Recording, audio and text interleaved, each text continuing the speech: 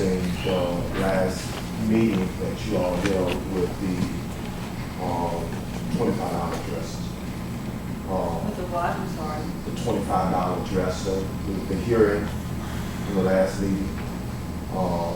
And I know that was a very costly matter in reference to time and money for everyone involved. But I think the board may need to look at other measures and means of handling those type of things, especially when it's not the dollar value of the crime or the alleged crime that I'm concerned about. It's just the time when it doesn't work out the way it should or work out the way it was supposed to.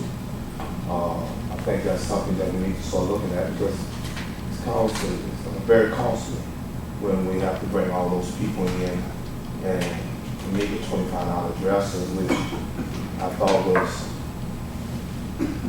there are a lot more serious issues out there that I think the board could be looking into and should be looking into that have not looked into, and go pull up a meter, very meter $25 case that turned out to be nothing and was, very costly to the boards, the auctioneers of the state.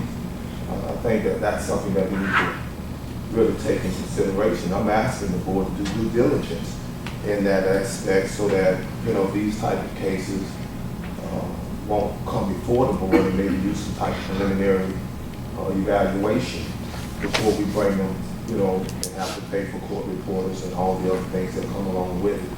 I thought that was very costly, but yet most ineffective hearing. I thought, I've seen one that was, I thought was the worst, but this one has come to top that.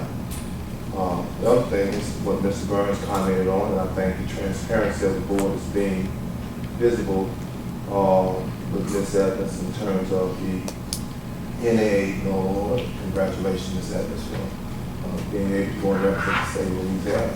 I have some problems with that. And the only thing I've ever asked this board to do, even while I was on the board, was make everything generally public and transparent to the public as to what goes on inside this meeting. Now, organizations have taken the liberty to do that. LALB has, and a lot of times when people want to know something, they won't go to the board site, they'll come to the LALB site because of the informative information that we provide them. And we should not be the only source to collaborate that. I think the board's minutes and meetings should coincide and reflect what takes place in these meetings. So, the board needs to really become more transparent and making that happen. Now, I have 5 minutes and I'm on time, so I'm going to make sure I use all of mine. Mr. Burns didn't use his, but I'm going to use all of my 5. But that's something that I think, and I know you hear me say this every time I come up here about the board putting forth more transparency. That's not hard to do. If it's done in the public, it should be made public. Now, I know that a lot of times y'all, just like the attorney's report, may be held in executive session, and typically that's what y'all do.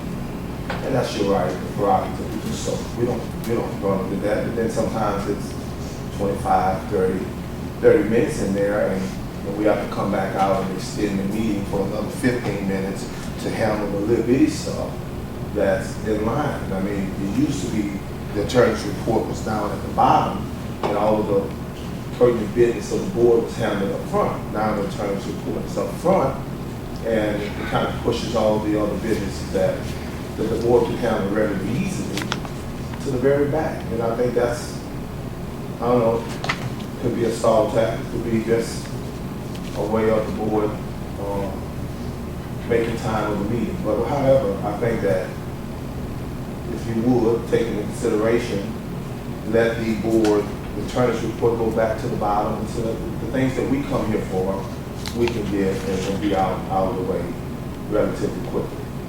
But when you do that, go in executive session and stay 25, 30 minutes, we come back out, it's very time consuming.